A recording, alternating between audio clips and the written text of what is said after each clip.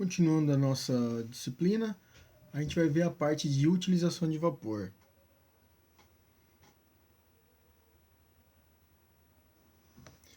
A utilização do vapor ela é separada em duas grandes áreas, né? Que são os processos de aquecimento, onde a gente usa a energia contida no vapor para fazer o aquecimento de um sistema, ou ainda o acionamento mecânico. Tá? São as duas grandes utilizações que a gente tem para o vapor na área de utilização. Em geral, os processos de aquecimento são mais frequentes, né? Que é o que a gente tem em maior quantidade na indústria. E quase sempre a gente vai utilizar o vapor saturado. Quem é que produz vapor saturado? São as caldeiras flamotubulares, né? Apenas as turbinas ou sistemas de acionamento similares que exigem o emprego de vapor superaquecido. Por quê? Você não quer que o vapor que está entrando numa turbina em alta velocidade ou um sistema de alternativo em alta velocidade condense água na fase líquida, né?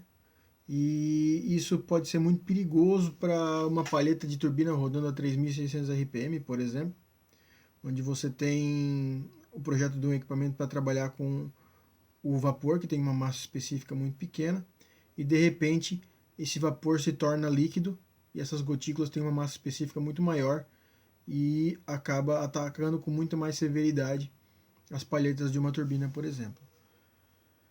O princípio básico do funcionamento dos processos de acionamento é converter a energia térmica do vapor em energia mecânica. Então aqui embaixo, nessas duas imagens, a gente apresenta dois fenômenos de utilização de vapor superaquecido, né? Que é para acionamento mecânico. Pode ser com vapor saturado também. Sim, é o caso na esquerda ali, e a gente viu lá na primeira aula, na segunda aula, não me lembro agora exatamente, a Revolução Industrial, né? Onde a gente só tinha, nesse caso, vapor saturado, ainda não se tinha o vapor superaquecido, veio lá com as caldeiras lá do Foster Wheeler, do Foster Wheeler, e da Babcock Wilcox, na verdade, e a gente nota pelo desenho, pelo próprio desenho ali, que é vapor saturado, né? Que vai sair dali, não tem um superaquecedor que vai fazer o aquecimento do vapor após a saturação dele. E aqui na direita, uma turbina. Vapor superaquecido, por óbvio, né? Os processos de aquecimento eles não necessitam de utilização de vapor superaquecido, porque o vapor saturado é onde está localizado ali no calor latente dele, que é o calor da troca de fase, né? É onde está concentrado a grande quantidade de energia do nosso vapor. Se você pegar uma tabela termodinâmica e prestar atenção quanto de energia tem a diferença entre a entalpia, a diferença da entalpia entre a fase líquida e a fase de vapor, você vai ver que é muito grande em relação, por exemplo, a um aquecimento de 25 graus até a temperatura de saturação dela. A diferença da entalpia é muito maior no calor latente, para uma mesma pressão. A maioria dos equipamentos utilizam apenas o calor latente da energia contida no vapor. Em geral, os processos de aquecimento são mais frequentes e quase sempre utilizam esse vapor saturado. Então aqui a gente tem alguns equipamentos. A gente pode utilizar vapor saturado para aquecimento. A gente tem aqui trocador de calor de placa, chaleiras encamisadas, que são muito utilizadas para, por exemplo, cozinhas industriais, né? Tubulações com aletas. Aqui o último desenho é um reator encamisado, também com serpentina. Aqui apresenta duas aplicações de utilização de vapor direto, tá? Por exemplo, ferro de passar roupa, a gente gera vapor para passar roupa, e calefação também, uma utilização de vapor saturado de maneira direta, né? Quanto à forma de utilização, a gente já pode classificar ela por aquecimento de contato direto, aquecimento por contato indireto ou contato misto. Nos processos de aquecimento por contato direto, então, que é o caso do ferro, por exemplo, de passar roupa ou calefação que a gente viu antes, a gente ainda tem os banhos, né? Onde a gente tem o contato direto entre o vapor e o produto que você está aquecendo. No caso do banho aqui, a gente tem uma linha de vapor e lá um banho de um fluido, né, que está sendo aquecido pelas bolhas de vapor que saem por um injetor ou por um dispersor que vão formar bolhas lá no seu tanque. O emprego de aquecimento por contato direto está condicionado à possibilidade da solução ser aquecida, da solução a ser aquecida poder ser diluída em água. Ou seja, você não vai aquecer óleo combustível para fazer injeção num bico queimador, fazendo contato direto com água, né, com vapor. Então você vai estar botando água dentro do seu combustível, não fica legal. Agora, se esse produto puder ser diluído em água, não tem problema. Contato direto é uma ótima solução, porque o contato direto normalmente ele é muito eficiente para a troca térmica, né? Obviamente que o contato direto vai ter uma troca muito mais eficiente do que o de contato indireto, quando bem dimensionados, claro.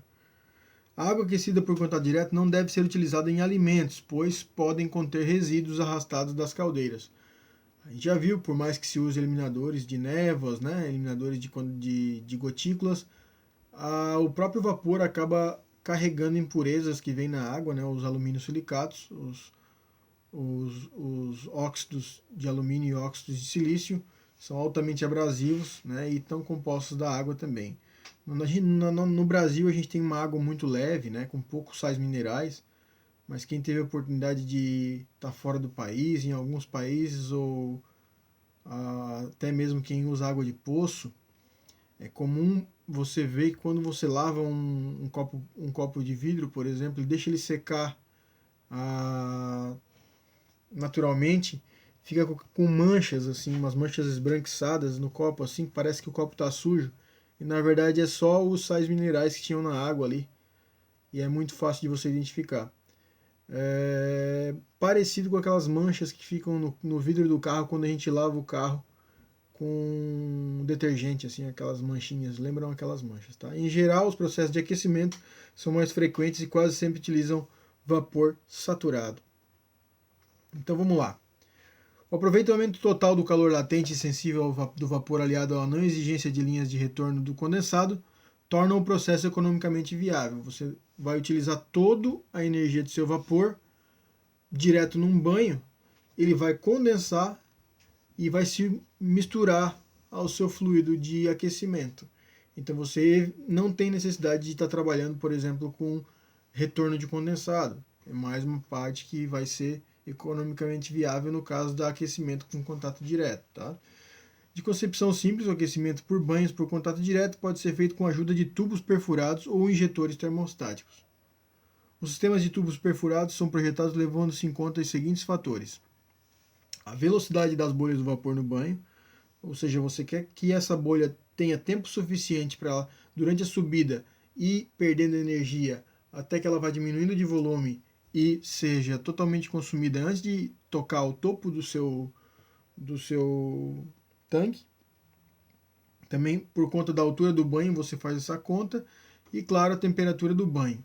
Eu não sei se vocês estão conseguindo ver direito aqui, mas esse tanque, se a gente fizer uma perspectiva aqui, esse tanque aqui, o tubo é alguma coisa assim, né, pessoal? Onde você tem a injeção lá pelo fundo do vapor e ele tem vários furinhos na lateral aqui, mais para baixo, né? Por onde o vapor vai sair, vão sair as bolhas aqui em todas as direções para cima, né? A velocidade das bolhas do vapor deve se adequar ao tempo de condensação, à altura do líquido acima do ponto de injeção. E são usuais pressões baixas para fazer isso, tá? Sempre abaixo de 1 bar, porque fazendo isso você diminui os jatos e forma bolhas mais consistentes. Furos com diâmetros entre 2 e 5 milímetros, isso depende da velocidade que você quer que esse jato saia. E a velocidade dentro do tubo, ou seja, dentro do tubo nesse sentido aqui, na ordem de até 15 metros por segundo, para garantir que todos os furos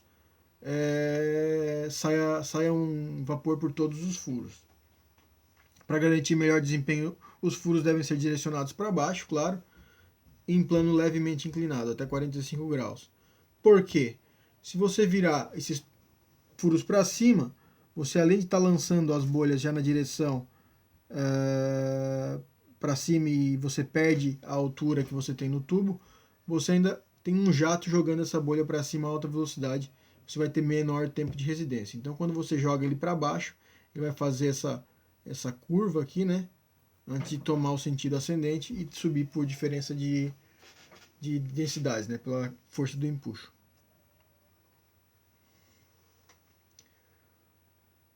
Nos sistemas de tubos perfurados, que foi o que a gente viu, o vapor ele deve ser controlado por um uso de válvulas termostáticas, tá? Que são esses injetores termostáticos. Tá?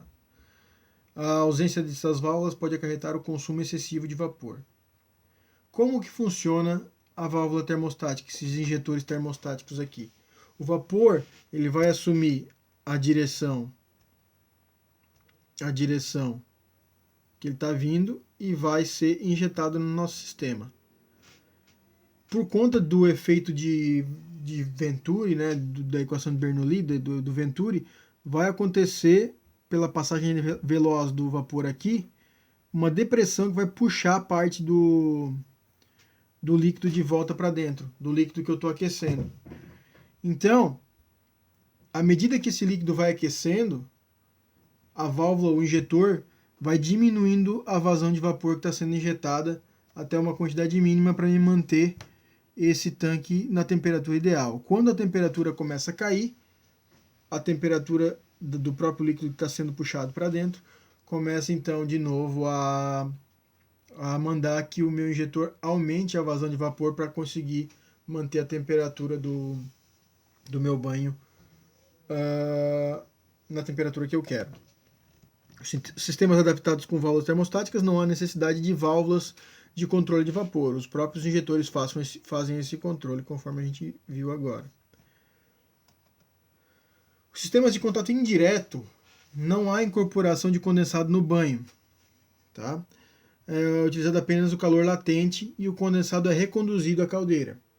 Tá? Eu uso só o calor latente. Equipamentos são encamisados de serpentinas e cilindros, secadores são exemplos dessa troca direta.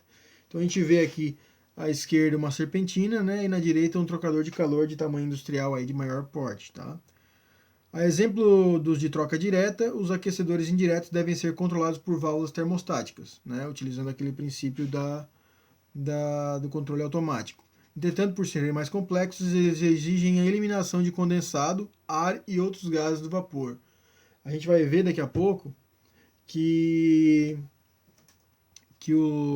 o ar condensado e outros gases, eles funcionam como isolante, né, na troca térmica. Então, sempre que a gente tiver ar ou condensado no nosso sistema, a gente tem que tentar buscar estar eliminando para melhorar a troca térmica.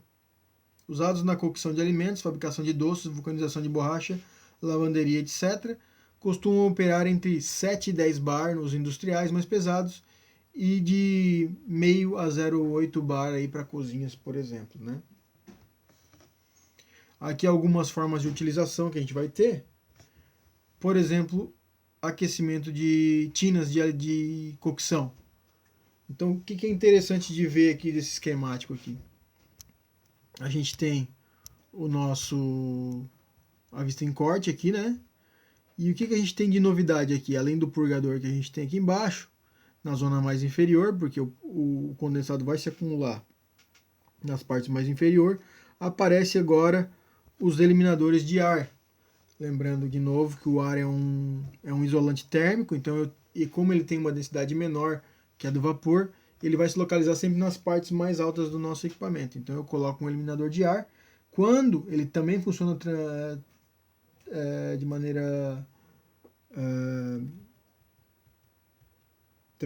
maneira termostática, tá? E ele vai fazer a eliminação desse ar enquanto tiver ar ali. A hora que não tiver mais ar, começar a vir vapor, ele acaba por fechar e manter o sistema fechado também.